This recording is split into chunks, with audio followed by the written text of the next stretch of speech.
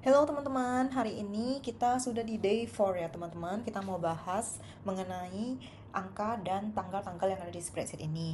Nah, aku yakin setelah video ini kalian pasti lebih paham lagi gimana kita cara menghitung angka ataupun tanggal secara lebih gampang. Jadi nggak perlu manual-manual lagi guys.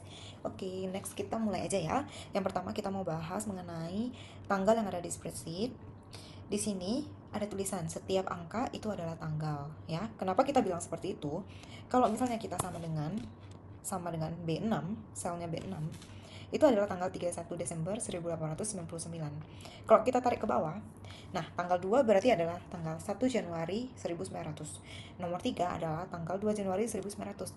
Nah, kemarin itu sempat viral tuh guys, yaitu di tanggal 9 Desember atau 10 Desember 2025. Kenapa? Jadi 46.000 itu adalah ternyata tanggal 9 Desember 2025. Nah, ini tuh sebenarnya cuma for your information aja sih guys. Jadi sebenarnya angka ini itu sebenarnya ada artinya, which is itu tanggal ya. Jadi itu bisa mempermudah kalau misalnya kita mau cleaning data atau mau kita analisa data. Jadi kita tahu nih formatnya seperti apa.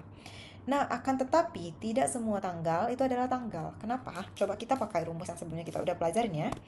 Is date berarti di sini ditulis whether a value is a date, ya kan? Apakah value ini adalah tanggal? Kita klik di sini. Oke, di sini ada yang true, false, true, true, true, true. Nah, kenapa di sini ada false? Padahal ini kan 1 April, 1 Mei. Tulisannya kan sama aja kan sebenarnya kalau mau dilihat dari formula. Nah, karena di sini formatnya itu adalah format bahasa Inggris. Nah, kita lihat di sini April, August, July, June.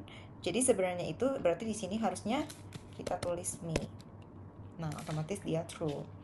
Gitu ya, guys. Oke. Next Next kita ke pemisahan secara terpisah. Jadi kita itu tidak boleh inputnya itu kayak Jan, Feb, ya kan? Itu sangat menghabiskan waktu. Jadi kita punya beberapa cara nih. Bisa kita pakai man, bisa seperti ini, tapi man-nya itu lebih ke angka. Nah, kita mau ganti ke teks berarti sama dengan teks buka kurung, kita tulis man, sorry, MMM. Nah, di sini kelihatan nih Januari. Kalau misalnya kita M-nya cuma 3 kali, dia cuma JAN.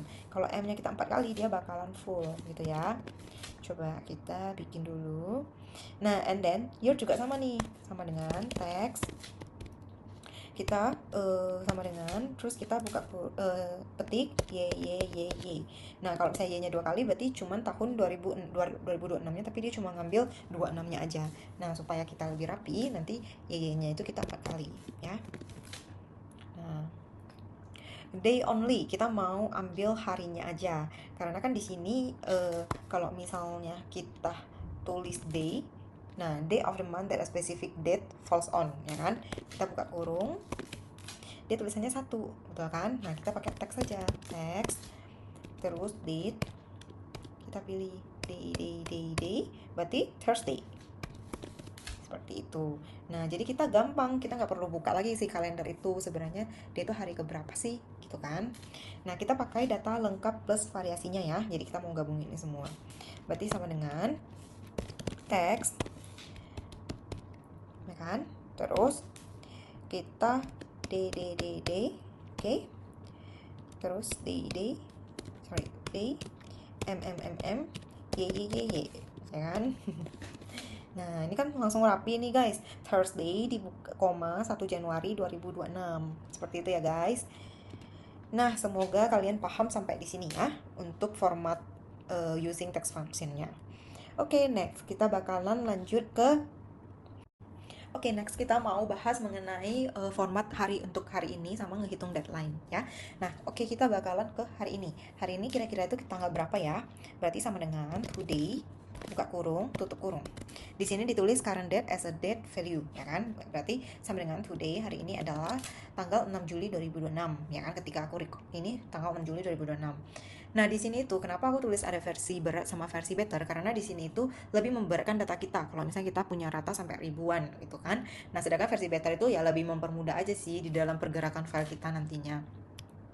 Nah, versi berat itu adalah 31 dikurang, kita pengen tahu 31 dikurang today, ya kan?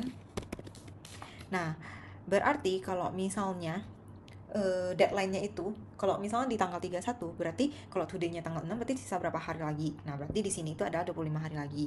Nah, sedangkan ada versi yang lebih gampang. Kita bikin dulu aja today kita di satu sel. Nah, baru dari sini kita ke deadline-nya dikurangin sama today yang di sini. Habis itu kita F4, ya kan? Ctrl F4. Kemarin kan udah kita pelajarin. Ctrl F4 supaya mengunci sel yang ada di sini karena fokusnya itu kan dari today ini, oke? Sama seperti itu. Gitu ya. Nah, aku rekomendasiin pakai ini aja sih karena kan kalau misalnya data dasarnya itu kan harusnya ketika analisa kan kita nggak ganti-ganti ya. Karena kalau pakai ini itu dia bakalan ngekalkulate terus nih di per baris today-nya itu berapa. Seperti itu. Oke, kita mau bahas mengenai end of month sama edit-nya. Nah, kita mau tahu nih apa sih sebenarnya fungsi dari rumus ini, ya kan? Kita sama dengan month. Nah, ini maksudnya apa sih? Nah, di sini itu enaknya di sini tuh ditulisin last day of a month before or after a date. Nah, berarti kita buka kurung, kita klik data yang kita mau, kita tutup kurung. Sorry, kita sama dengan 0. Nah, di sini kita bisa ngebaca nih, oh rumus EOMAN itu berarti end of month, ya kan? Nah, di bulan Maret itu end of month-nya itu berarti di tanggal 31 Maret. Terkadang kan kita bingung nih, oh di tanggal Februari kita udah pasti tahu nih, pasti belakang itu 28, ya kan? Tapi kan karena kita ada tahun kabisat, berarti ada 4 tahun sekali itu berubah, gitu kan? Nah, tapi kadang kan kita nggak tahu nih, di Juni itu sebenarnya tanggalnya itu sampai 30, 31. Nah, kadang itu ada orang yang bisa lupa. Nah, dari sini kita sebenarnya bisa pakai. Terus kita E of month lagi, kita bikin satu. Nah, berarti di April itu di end of month-nya itu adalah 30, ya kan? Nah, habis itu kita mau tahu Mei dan seterusnya, kita tinggal tarik aja ke sebelah kanan. Nah, karena rumusnya itu dia udah ketarik gitu ya. Nah, sama juga nih dengan ADAT. Nah, kita sama dengan ADAT, kita tulis, kita baca di sini. That there is a number of months before or after another date. Jadi, kita buka kurung, kita ke sel yang kita mau, kita tutup kurung, sorry ketinggalan terus. Di sini titik koma 0. Nah, di sini berarti kita lihat, oh di sini itu kan kalau misalnya 0 itu berarti masih di tanggal yang sama dan bulan yang sama.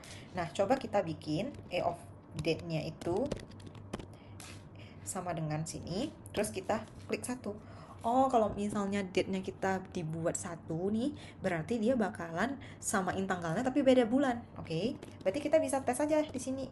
Oke, kita bikin deh. Kita bikin dua. Dua berarti berapa? Nah, kalau misalnya satu berarti, oh berarti di sini dari data yang kita pilih dia bakalan tambahin 1 bulan, ya kan? Kalau misalnya kita pilih dua, pasti dia bakalan jadi 26 Juni.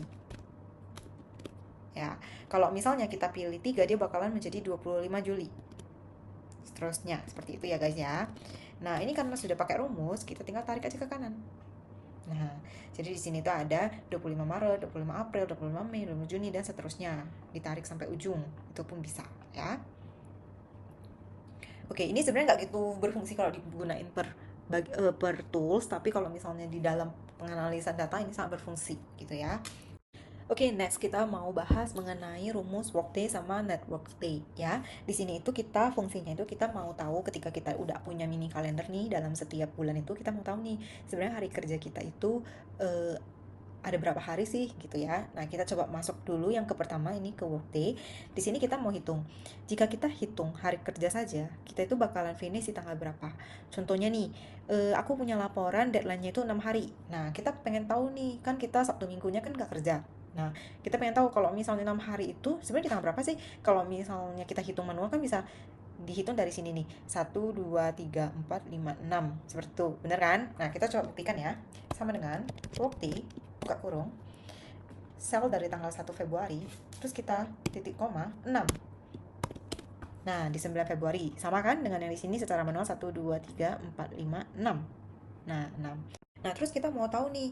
Oh, jadi kan di sini kan kita tahu nih kalau misalnya kita ada 6 hari kerja. Kalau misalnya kita dari tanggal 1 Februari. Nah, 6 hari kerja itu berarti kan di tanggal 9 Februari. Nah, kita mau tahu nih berapa hari kerja, ya kan? Nah, berarti sama dengan networks days buka kurung dari tanggal 1 sampai tanggal 9 adalah 6 hari kerja, ya kan? Sama dengan rumus ini. Di sini workday kita dari tanggal 1 Februari, kalau misalnya kita tambah 6 hari, berarti di tanggal berapa? Di tanggal 9 Februari. Kalau di sini cara bacanya, oh berarti dari tanggal 1 Februari sampai tanggal 9 Februari sebenarnya berapa hari kerja sih? Contohnya, nah di sini adalah 6 hari kerja. Seperti itu ya. Nah, setelah itu kita mau bahas mengenai yang internasional karena kan ketika tanggal secara Indonesia sama luar negeri kan pasti berbeda. Nah, ketika kalian punya klien dari luar negeri, pasti kalian bakalan cocokin dengan tanggal dan date-nya mereka dong, tanggal ataupun hari liburnya mereka. Nah, kita sama dengan workday.itl, kita buka kurung. Di sini kan ada start date-nya, berarti 1 Februari, buka kurung, 6 days-nya, berarti contoh kita mau 6 hari kerja. Nah, tapi kan di internasional itu mungkin kalau tadi di Indonesia kita hari liburnya itu di hari Sabtu dan Minggu. Nah, mungkin di internasional itu cuma di hari eh, Minggu aja, berarti Sabtu kerja. Nah, di sini itu kita bisa buka kurung lagi 11. Nah, kenapa seperti itu? Di sini itu disebutnya itu tanggal 7, ya kan? Berarti kita mau lihat 6 hari kerja ketika minggu itu dianggap hari weekend, Sabtunya itu hari kerja, berarti berapa hari?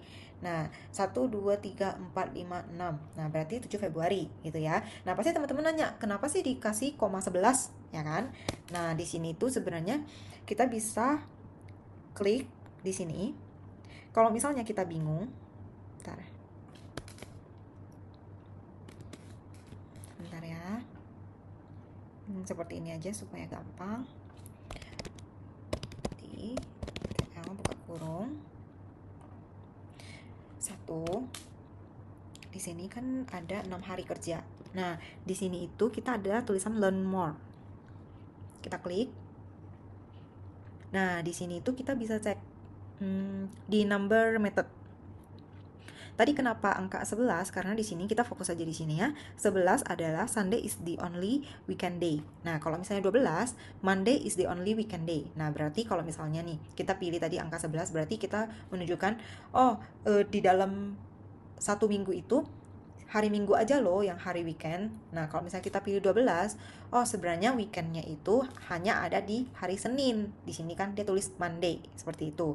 Nah, kalau kita pilih 17, berarti weekendnya itu hanya di hari Sabtu. Seperti itu ya guys. Jadi sebenarnya ini nggak usah dihafalin. Tapi kalau misalnya kalian sering, kalian pasti bakalan hafal. Kalau misalnya, oh ya, berarti kalau misalnya dia hari weekendnya itu hanya di hari Minggu, berarti rumusnya itu 11. Seperti itu ya. Nah, kalau misalnya untuk menghitung harinya itu juga sama dengan networkdays.intl. Kita klik di sini. Terus kita klik di sini. Plus 11.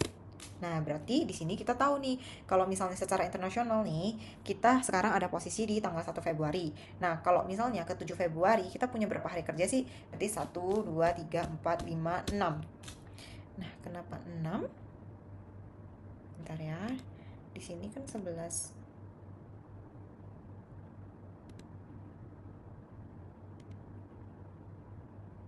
Oh, karena kita bloknya itu C19. Kita harus blok di B19. Nah, sisanya 6, betul ya. Karena tadi C19 itu kan adalah hari kerja kalau di internasional. Di hari Senin kan dia hari kerja. Nah, sedangkan kita mau tahu nih, sampai 7 Februari itu berapa hari kerja sih? Berarti kan 1, 2, 3, 4, 5, 6. Seperti itu ya, guys. Oke, next kita mau bahas yang ceritanya ada tanggal merahnya nih di dalam bulan tersebut ya. Jadi kita pengen tahu nih sebenarnya di sini itu di Februari kan kita ada tanggal merah tuh di 17 Februari 2026. Nah, kalau misalnya nih dari atasan kasih, aku mau ya dalam 20 hari kerja itu udah selesai gitu. Nah, 20 hari kerja berarti 17 nggak termasuk hari kerja dong, ya kan? Berarti kita bikin aja rumusnya sama dengan workday, klik di 1 Februari, tadi berapa? 20 hari kerja, ya kan? Nah, kita kan sekarang udah ada table nih. Sebelumnya kita udah belajar cara bikin table. Nah, kita bikin aja hari liburnya kan ada 1 hari nih di tanggal 17, sedangkan bos itu minta di tanggal 20 hari kerja. Nah, kita mau tahu nih sebenarnya tanggal berapa sih kita submit deadline-nya? Kita submit laporannya, ya kan? Nah, terus kita buka kurung, kita sama titik koma, kita pilih di sini ada yang namanya table hari libur karena kan tadi kita udah bikin tablenya. Tutup kurung. Oh, oke. Berarti kalau misalnya dia bilang 20 hari kerja, berarti saya submitnya itu di tanggal 2 Maret. Nah, kita hitung manual ya untuk membuktikan. Berarti ini 1, berarti ini kan 5, 5, 10, 11, 12, 13, 14, 15, 16, 17, 18, 19. 20. Nah, berarti kan dari 20 di sini kan 20. Nah, sebenarnya kan ini 28 Februari. Berarti di sini kan 1 Maret, di sini 2 Maret. Berarti benar ya di sini. Nah, kalau misalnya kita mau tahu berapa hari nih dari 1 Februari ke 2 Maret, berarti kebalikannya aja kan. Network days 1. Bentar. Berarti kita harus bikin bulannya dulu nih. Kita harus bikin di sini 2 Maret ya. Sini tuh 1 Maret. Nah, berarti kita mau tahu nih sebenarnya dari tanggal 1 Februari ke 2 Maret itu berapa hari kerja sih? Network days 1 titik koma 2 Maret titik koma table. Di sini kan ada table nih. Nah, tutup. Oh, 2 hari kerja. Sama lah ya seperti ini. Oke, seperti itu. Kalau misalnya tanggal 18 Februari juga libur nih, otomatis dia bakalan berubah. 19 Februari juga libur nih, ya kan? Mana tahu pemerintah lagi baik, otomatis dia berubah seperti itu ya. Semoga teman-teman bisa mudah paham ya. Kalau misalnya enggak, mungkin videonya diperlambat aja atau enggak kayak di pause-pause gitu. Oke, terima kasih teman-teman, selamat belajar.